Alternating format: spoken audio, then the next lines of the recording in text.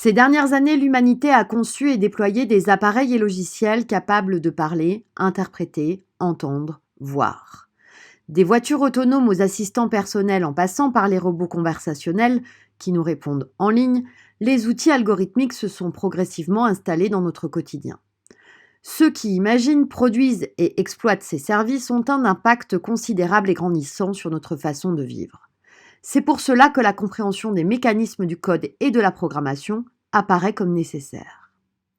En Europe et dans le monde, les initiatives se sont multipliées pour développer la culture numérique et l'autonomie des jeunes. L'apprentissage du code informatique a rapidement été considéré comme un bon point de départ pour initier les enfants, adolescents et adolescentes au monde numérique. De fait, à l'heure actuelle, les outils et méthodes qui permettent à tous d'aborder le code sans difficulté sont nombreux et faciles d'accès.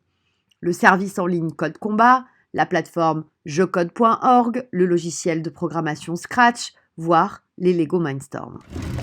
Il s'agit néanmoins de se poser 3 questions concernant l'apprentissage du code et de la programmation. Premièrement, attention à ne pas considérer que l'apprentissage du code est le meilleur et unique moyen d'aborder l'éducation au numérique.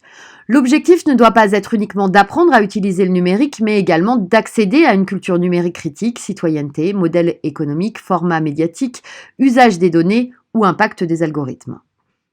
Deuxièmement, même si apprendre à maîtriser le code peut être utile, comprendre la place du code dans le fonctionnement des outils connectés suffit largement pour comprendre les systèmes informatiques.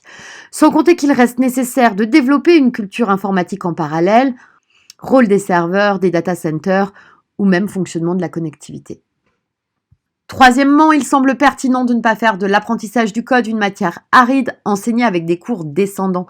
La découverte de la programmation s'épanouit dans la pédagogie de projet. Elle passe nécessairement par la pratique et doit permettre les essais et tâtonnements, transformant les erreurs en pistes pour avancer, sans craindre la sanction d'un enseignant qui devient ainsi un accompagnateur.